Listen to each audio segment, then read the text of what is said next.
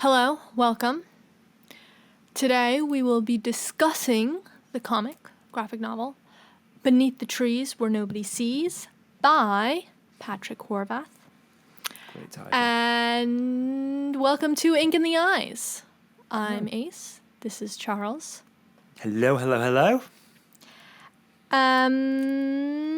So I picked up Beneath the Trees Where Nobody Sees because I saw it recommended to me on Goodreads when I was looking into Sweet Tooth and Rust.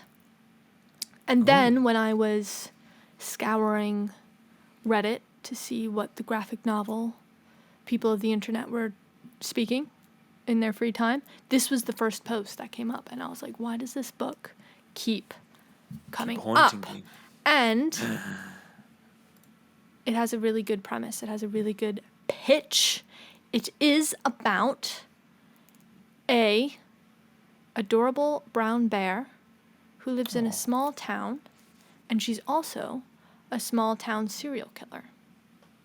Oh. I don't know if you've seen the cover, but it is like looking down into a forest clearing, and she's walking around and dragging a bloodied bag. Oh my God. But the premise is, so she's a serial killer, but her rule is like never to actually hurt any of the people in the town she lives in. And so she goes to the big city because, people disappear on the daily. But then there's a murder in her little town, and so she has to track down the new killer before the police accidentally stumble upon her misdeeds buried in the forest. Oh, so she's not a suspect, but she believes that they're going to find out. Well, and blame her if they find out stuff. Yes, correct. Yeah, so good pitch, isn't it? Great pitch. Little tea ambiance for you. Oh. So it's a genre sound design. Thank you. It's a genre of cozy horror, which is interesting because my sister on her Christmas wish list just put cozy horror as, like, she wants a book, and she said mystery, cozy horror, or fantasy.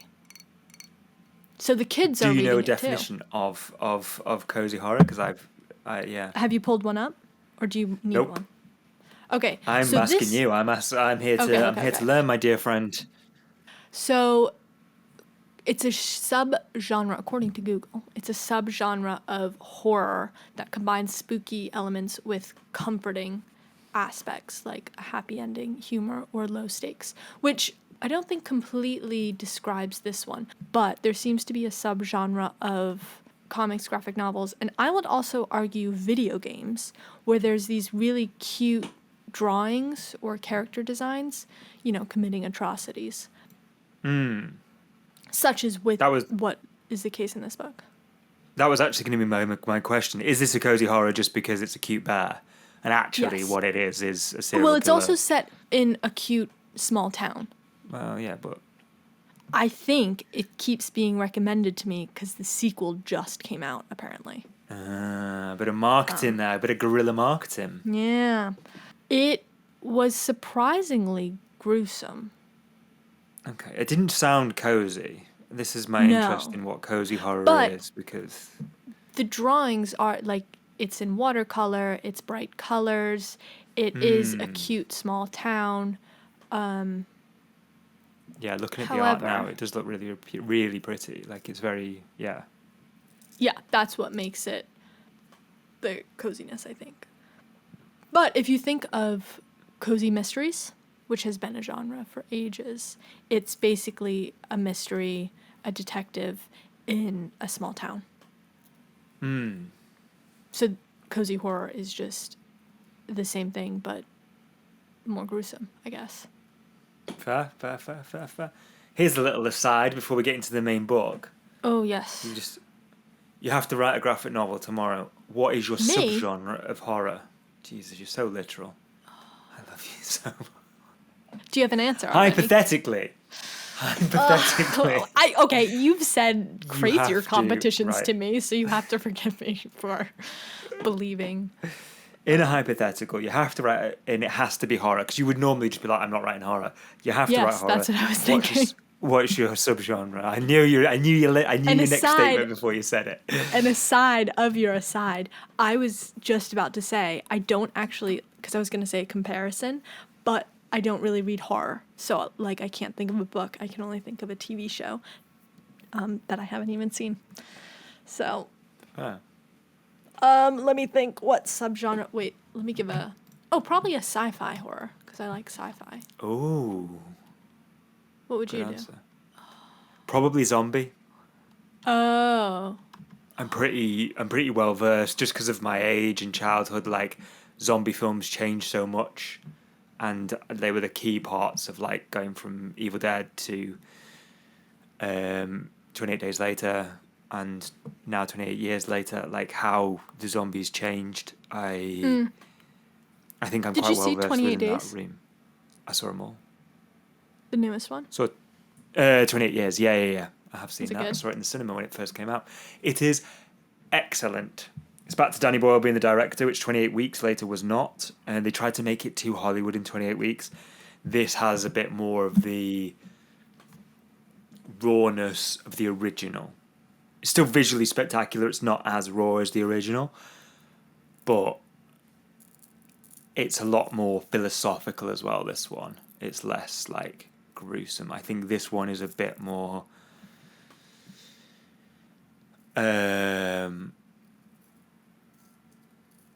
philosophical as opposed to the dynamics of just the survivors, which the first one was. It's more how would you cope with, and what is death, what does rebirth mean, what does it all mean, what is life. So yeah, I was a big fan of it. It's very philosophical for a zombie movie. Exactly. I remembered you wanting you could do to a see lot it. with it. Yeah. I saw it like straight away when it saw came out. Yeah. So looking at a list of subgenre horrors, I think they don't have sci-fi, but I like sci-fi, so probably that, or witchcraft. Interesting. So here's one that's found footage. I think it would actually be, I know that's a film thing, but I think it would be really cool to try and do a graphic novel found footage horror. Oh. So that's my final answer. That's such a good idea. If no one else steals that in the audience, I might steal that. Hey! I'm stealing it. Well, we could do it together. Should we do it together? Oh No, you've got to illustrate. You've got to illustrate Out of Chaos. No, I want to write. I want to do it. Oh my God, maybe we should we can write it together. A graphic novel in a day. You just had jumping onto my idea. You got scavengers. I know. Oh my God. True. You can have scavengers. Okay. No, I like scavengers. We'll discuss. Not on the podcast. I don't understand why they don't have sci-fi. So what do they call Event Horizon? Well, which is one of the best films ever. No, sci-fi is a lot of times grouped in with horror. This was Google pulling up its AI list, which is not AI. comprehensive. Okay, well, it's right in the front AI of the overview page. is Anytime useless. It's not. You've sent me Oh my God. screenshots of the AI overview. I know, but that's only when I'm making a point. But you're right. It was not comprehensive. I was just looking for brainstorming. Event Horizon was a flop. Budget was 60 million. Box office 42 million. Oh, wow. I haven't seen it. I hadn't heard of it. Fantastic. You have heard of it because we just talked about it. Outside amazing. of you. Okay, I'll see it and report back. Do. You're gonna have to remind me. Oh, I'll write it down. I will. Your dad will like it too, so you can watch it. Bless you. I think my mom will like it too. Probably. She's a huge sci-fi person. Okay. Yeah. No, I think sci-fi is a lot of times grouped in with horror, which annoys me because I don't like horror as much. Yeah. I like a nice optimistic sci-fi. Yeah, that's fair. Okay. So let's go back beneath those trees where no one sees. Tell me about it. So it's essentially... So the first book is that setup, and then there is 6 issues in the big graphic novel. I don't know if the ending is happy. Okay. Actually, what this is not really. Okay, let me get back on track. So you're following essentially an anti-hero because the main character is a murderer. But, Yeah. you're following her, and so typically when the protagonist you're rooting for, but it's not like she learns a great lesson not to murder people, you know what I mean? Yeah, So, yeah, a question for you, opinion yeah. on Ooh. anti-heroes. I love anti-heroes. I think they're my favorite thing. I'm a sucker Do for it. you? It's when, yeah, absolute. Like when Saltburn came out, I know we discussed it the other day. Like I love that kind of. It makes you question your own morality, which I think is a nice thing to do in literature. Of being like, wait, am I, am I right? Am I wrong? Is this right? Is this wrong? Why am I? Why do I want this person to win? Why do I not? I think it gives me quite a good. I don't want to say philosophical, but like a good look into your own life and being like, oh, what do I think is right or wrong, and So, why am I cheering this person on? it's interesting you mentioned Saltburn, because I don't think I like anti-heroes that much. And in this, there wasn't really an explanation of why she was. It's a short read. And I don't know if they go into this more with the sequel, but you don't really get her backstory or know why she likes murdering people. And, but in Saltburn, you also don't really, other than just wanting wealth, you Yeah, don't really know what but made him do this. I do think that's I think Saltburn, there's a nice. little more of a backstory.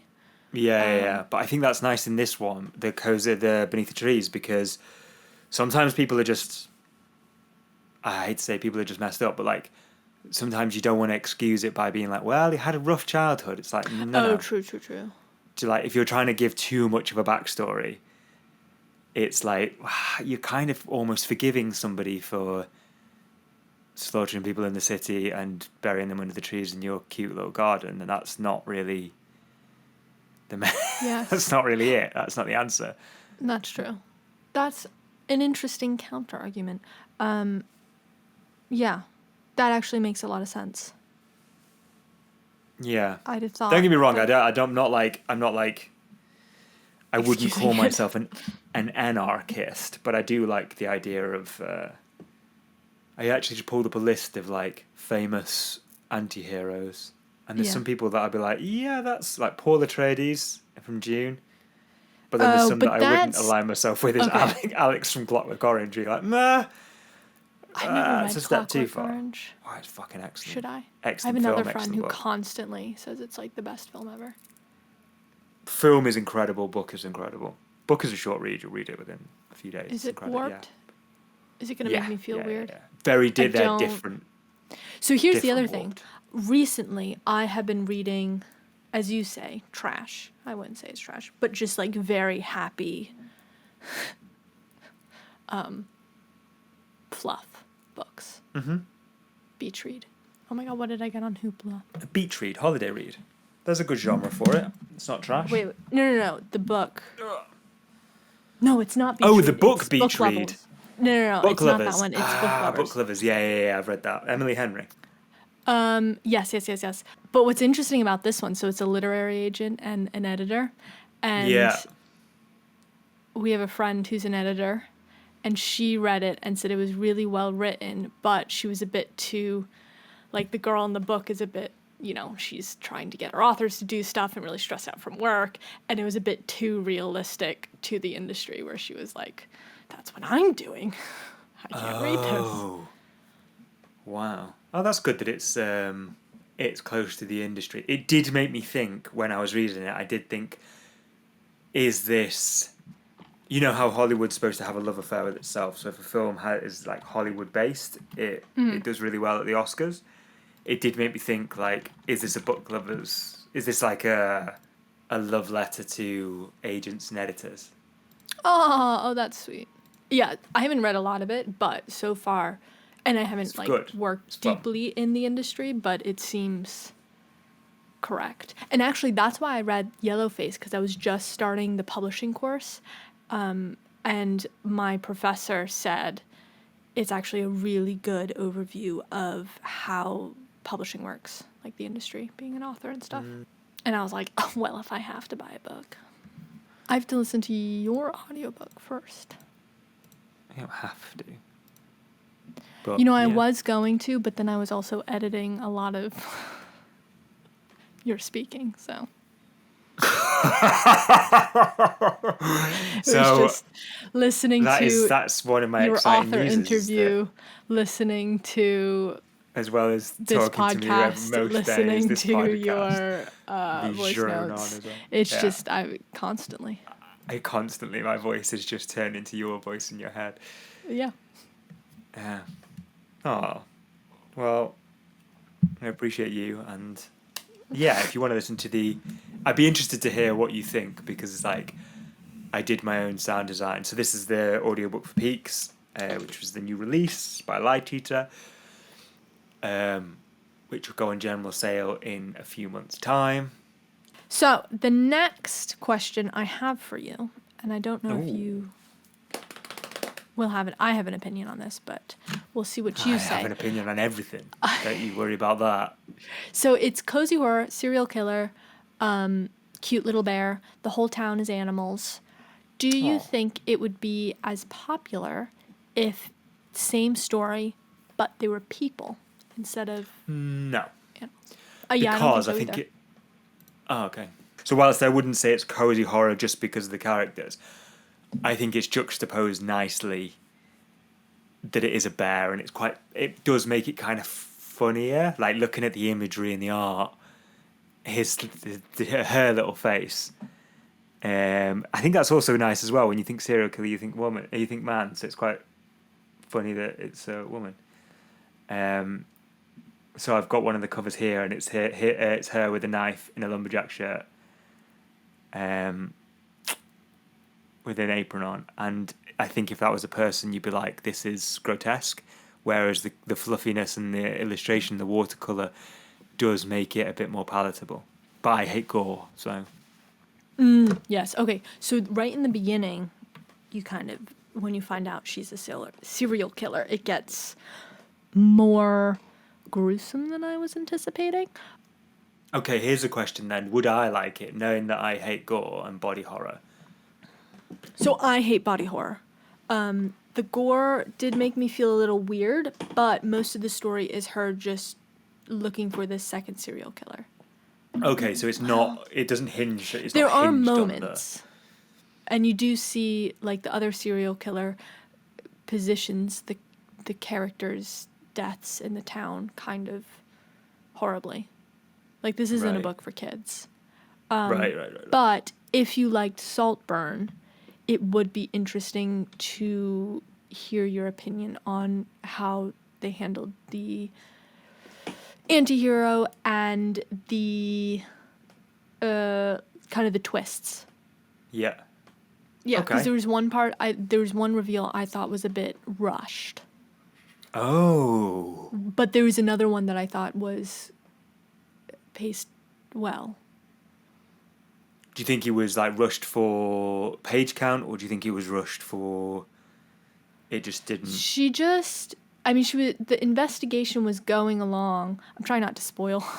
Yeah, that's fair. Like even spoil it for like if you were reading and you're like, oh, that's what she was talking about. But she's doing the investigation and she is investigating, and there's like, okay, here's the clues, here's the suspect, here's the investigation. But then there comes a point where she just jumps a few conclusions. Right. Quite quickly. Okay, that's good to know.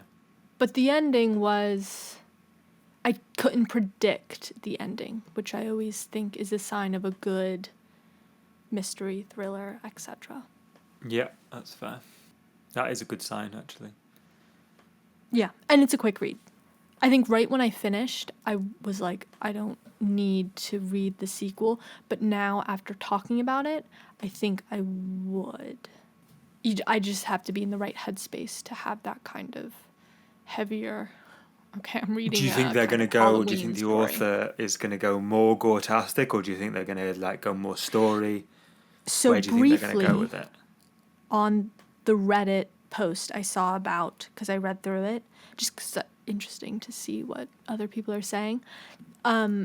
There, they were hinting that the sequel was going to be more gruesome. See, that's Because the premise of this is, you know, she's battling with this small town serial killer. And they do wrap up that story. Oh, right. So it's a complete story within itself. The 6 issues. It's 6 issues in one graphic novel. But as far as I can tell, no, it was pretty final, the ending. It was pretty final. Ah, interesting, Yeah. interesting. Because I find gore for gore's sake really boring. Like, I don't like body horror; it makes me feel weird. But when it's just two, I hate then I'm like, body this is quite boring as well. And it's always like the thing which just reminded me is when they say, when bands, metal bands say that this is our heaviest album, it's always going to be their worst. Every time. Always. Like, Machine Head did it, Deftones did it, like, name a band and they're like, oh, this is our heaviest album, and it's like, toilet. Because they go for, they're going for one thing as opposed to trying to bring in all the pieces together that made their original albums really, really good.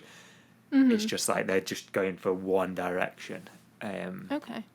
That's my view. Yeah. Interesting.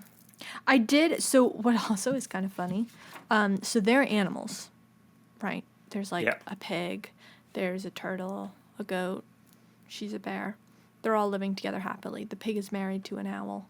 But then there's a butcher's, and so all of these animals are coming in to get like cuts of meat, like right, cattle, pork, etc., etc. Oh, okay. And it's not like a plot point or addressed at all. It's just like the one character owns a butcher and they go in, and I didn't really pay attention because I know a dog goes into the butcher's and it's run by a cat, but I didn't really pay attention to like if the animals ordering were actually carnivores.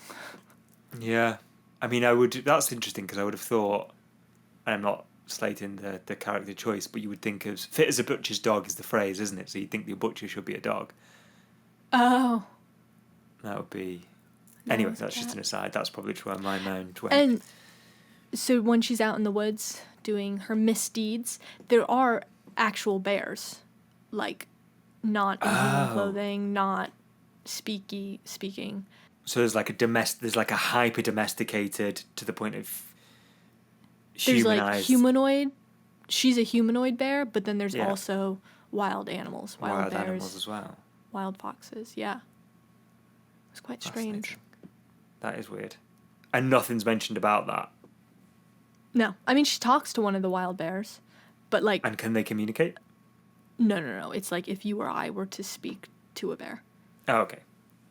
Interesting. Yeah. I feel like you could make something of that. I don't know. Would you? Dunno. Clearly not. What's also like on the Goodreads page, on the publisher's website, and then in every single review I saw of it online in the comments section, someone said this comment, like they just suddenly had this original thought, but it's like in all of the marketing material. It's like Richard Scarry if he went murder mystery. Do you know Richard Scarry? I don't know Richard Scarry. So that's probably a little bit similar to like our Beatrix Potter in the US. Except it's not really a story. It's like kids' books with really big, intricately detailed images of like animals in a town. And it's, find the tiger, those things. Oh, I see. Maybe I do. I possibly may know. Like looking at the art, the art looks. Oh, okay. You pulled it up. Semi-familiar. And so it's like if this guy went on the kill. Yeah, if this got really gruesome and gory. Oh, here's What Do People Do All Day. We had that one. Dexter meets Richard Scarry's busy town in this twisted debut graphic novel is what the marketing says. But it's so funny because every single review I saw of it, in the comments, someone was like, you know what this reminds me of? I mean, the art style is not dissimilar. No, it's not. And it's like animals in a town. animals, human-like people. anthropomorphic animals in a town, but like the color palette is very like soft and muted, watercolory. I don't know whether his are watercolored, but they're very like muted tones, which is the same as behind the trees where nobody sees. So I think behind the trees is more muted. Right. I suspect some of the Google images that are muted are because they're old. They're all But- pictures of a picture. Yeah, that makes sense. Um, Oh, I see now. Sorry, I'm looking at another thing, and yeah, that is quite vibrant. Yeah. Busy Busy World has a Yes, I fun do remember little the busy. double-decker Yes, bus. that's yeah. I remember the busy world. I Aw. remember the worm in an apple. I don't remember any of the stories or anything, but I remember the worm in an apple in the car. I like there was the illustration was quite detailed. There's a point where one of the characters is in like a dark alleyway, and it's asphalt, but there's a brick, like exposed brick under the asphalt Oh. revealed, and I don't know why I picked up on that detail specifically, but after having done a graphic novel and not liking doing the backgrounds because they take a really long time, that's such a interesting detail that makes it feel like an old town that I don't think I would have personally thought to put in. And so I thought the kind of thought process and attention to detail paid to the illustrations was well done. Yeah. Yeah, I'm looking at some of the more of the art now. Yeah, it is very. Yeah, the illustration, the art is really nice. Would you say it's quite dialogue-y? Some of the pages I've looked at, is it quite heavy on the dialogue, or is it quite light? Does it rely on the fact that it's an action and the serial killer vibe, or is there quite a lot of like depth to the plot on that respect? I wouldn't say there's a lot of. Well, the one issue I thought was when she's investigating one of the characters. Number 3, I think, was quite in depth.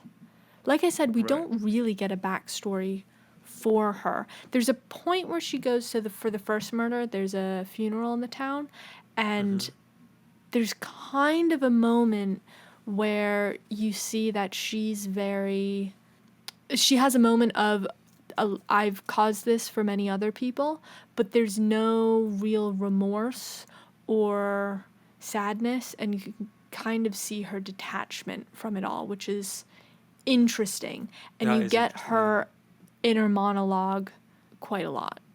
Oh, okay, so you are following very like her narration. Yeah, you're in her her story. head. Right. Interesting. And have they relied on like tropes of like quite psychopathic, like no caring or no love at all? Yes. Right. Yeah. Yeah. And that's not a I trope, it's think obviously a disease, but like, well, an illness, but that's kind of the backstory. It's not a backstory, but that's kind of where the it leads to, explanation yeah, you get you for know that she her. is a psychopath, yeah. Okay, what's your comparison?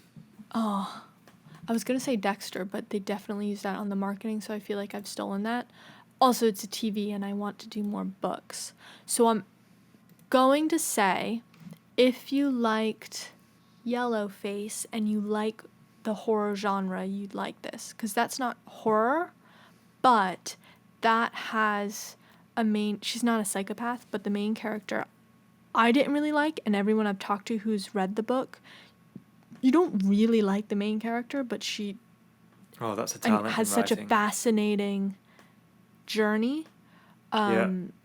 You keep reading, and she does have this detachment to what's happening to her. This is slightly gorier and more horror, but I do think if you like that and you know you're not turned away by any tiny little bit of gore, you'd like this.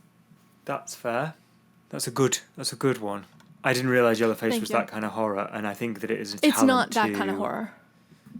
That's the only disalignment, I think. It's not a horror, It's but not it is this you're kind of watching horror, this girl, this woman who's made poor decisions and kind of well, that one you kind of see her downfall coming, versus like this one is more mystery. You don't know what happens at the end, yeah. Yeah. Interesting. I do find it a good talent. 'Cause you can always make a character easily hateable, but to make it so that you care enough to keep on reading about their story, that's a talent. Yeah, see, this one was where I think I didn't care about them, but I did keep reading. It wasn't like I put it down and didn't pick it Yeah. up, but it was quite short. But yeah, that was kind of I don't know if I don't really feel a connection to it, if that makes sense. Not that you have to, but Would you feel a connection to? You said you wanted to read the second one, so you feel a connection to the storyline. I think want is a strong word. If it Yeah, comes fair. across my path, If you I find it in the will. library, you're going to read it, yeah. Yes. But like, you're not going to go out and search for it. Yeah. That's fair. Maybe I will. I think if it was like Halloween time, yeah, but in Christmas time, I want. I'm This trying to album. find out. I'm trying to think of. You're so good at the comparisons. You should. Be Thank amazing. you. I wanted to do comparisons just because I think people read novels more than they read graphic Yeah. novels, and so if they're looking to get into it, it's a good way. Yeah. But because people who read, this is just a different They read. medium versus trying to convince someone who doesn't read to. I think graphic novels is probably an easier entry point than novels if you don't like reading. Yeah. But it's still, a lot more heavy lifting. And I don't often see novel to graphic novel. And then, slightly more selfishly, I think it's a really good skill to start practicing Yeah. That's true. for my own work in writing and pitching my writing, etc., etc. Mine is the only thing I can think of recently because I've read it recently, and it's The Lamb by Lucy Oh. Rose. Is that... No, that's cannibal, not serial killer? Well, I guess you have to kill. Yeah, I mean, Tell me you your usually reasoning. have Tell me usually your... have two kill. Well, you you usually could- have two well, kill to yeah, eat. yeah. So they are they are a serial killer in that respect. The Woods. Did I just give it away? I think that's in That's I mean, like if you look at the cover, you Premise. like Okay. yeah, that's like the first thing. I think like it opens with her saying she's eating a finger. Wonderful. So it's that kind of woman. I don't know whether this is a coming of age story, but like the lamb is like woman in the woods. The gore of it, but like the humanization of the gore, I suppose. And yeah, I'd say lamb is mine. The Lamb. Would I like the lamb? Would you like The Lamb? It I is think. No. phenomenally written. Like it is amazingly written, and the story is gripping. Because if you'd like asked me, could I read a full book on like body horror, I'd have just laughed at you. And I did read the whole thing, and the ending is very good, and like the descriptions are fantastic. It will take you more of a sitting, if that makes sense. You'll probably have to read something alongside it. You personally, Okay. so people would fly through it. I mean, it's like one of the like Sunday Times bestseller. Like people flew through this, but Yeah. like you or I, it would be like I'm going to read some of this, and then I'll read a little bit of something else, and palate then I'm going to come cleanser. back to it, and it will take you like a week or two to read it. That's how I read it, because the writing is amazing, the story is amazing, but like sometimes you're like, oh, this is a bit gross, and I'm not here for it. Yep. That's all my notes. I did have a note about the one character felt like a caricature, but I don't know why. So I don't know if I should say that. Do you know what might be good is when you think about it, bring it up in another episode and be like, oh, there's a character like that. When you see like a bad character again, you could comp it. Oh, I don't know if that... Because I don't know if it's a bad... It was just, like, the one pig character, she was, like, convinced she knew who the person was. It was obvious, because the body was found on a parade float, and so she was like, it's the guy who owns the parade float, and she just was... a pig, kind of had the jewels, the big blonde hair. She looked a little bit like Miss Piggy, but then she was constantly shouting. She was like cutting line in the coffee shop. Everyone was really annoyed by her, and she was just this big bully, and it felt one-dimensional. Yeah, that makes sense. Just like angry women. That does sound one-dimensional, but I can imagine if you've, as a writer, if you know like a Karen like that, you're like, fuck, I'm gonna put you in my book.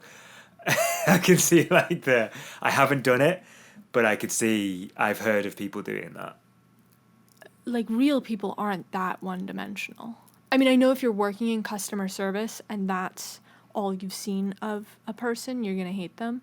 But I Yeah. think a real person is not that one-dimensional. Oh, so there's no like, but actually she's stressed, or like this is why it is, or yeah. It's just her being angry. I mean, she has like a loving husband, but it's just like one scene. He's kind of a pushover. And then in every other scene, which makes she's her just further like, one-dimensional. Like she's just this trope of a bitch. Yeah. yeah. Yeah. Yeah, that makes sense. Yeah, that is a bit annoying that that's the case. And then like the main character was. Well, I was just about to say, would you call the main character like one-dimensional? Because doing a psychopath is hard. Like Killing Eve, they did it very well, but doing it's not as Psycho, good as they Killing did Eve. one. I don't read a lot of psychopaths, so I don't have a lot of. I mean, she was fine. I'm actually thinking all the women were a bit warped. Interesting. So do you think there's kind of like a anti-feminist, I don't think so. I don't know if I'm being anti-woman? overly sensitive, but like that one character was annoying. The main character is a woman, but she's a psychopath, and you know what? Women can be psychopaths too. Okay. And then there was #feminism. another character, one of the suspects, who's a little strange, but I guess she's not one-dimensional. So it didn't feel like the author just has an axe to grind about women. I don't think so. But when I started talking about these two characters, I was like, was there any normal women? There was one whose health was failing. There was one, she was weird, but she wasn't bad. And then there's another, like, all the normal women were quite just worrisome, and, like, weak. I mean, to be fair, it's a reasonable reaction to a serial killer in your town. I would say that's in your small town. That's true. Being that's worried, true, being a bit worried is. I guess it showed diversity of strange women. And were her victims kind of nondescript, diverse, just whoever comes, or was there like a theme within her? No. All right. You only ever saw her little routine of going into the city, killing people. You only saw it once in its entirety, and it was just like the first random person who came up to her. Right. Oh, so it's not even for a message of like against society or against like Nope. capitalism or Nope. She takes him out into the woods, chops him up, hides This them. is very much like The Lamb then. This whole woody kind of vibe is that's very much in The Lamb. Okay. Nondescript, you'll do, Lost. Yeah. Yeah. I don't think this has encouraged me to read more horror. That's fair. Maybe you'll do a nice book like I did this week. Yes, I will. Next week. I will do a nice book. Would you like to take us out? Thank you so much for listening to Ink in the Eyes and Beneath the Trees Where Nobody Sees with Ace McAlpine. I thought you were going to say my name. And Charles Salisbury. Salisbury. I was going to say, That what very the fuck? American, sorry. That It is. just slipped out, and I went, oh God, I had What one the job, and that was embarrassing. We've worked on multiple projects. We've started a podcast together, and you I don't know fixed my it. surname. No, I do. I just pronounced it the American Fuck way, me. which I never do. And so Yeah. It's not an American name. I've completely lost any Any British pronunciation I had. Sorry. I thought maybe if I kept talking to you on this podcast, I would retain some of it. You'd know. 'Cause who for the a hell while, that I was still pronouncing my T's. But I think I have finally lost that. Oh, no. Anyway, there's no excuse.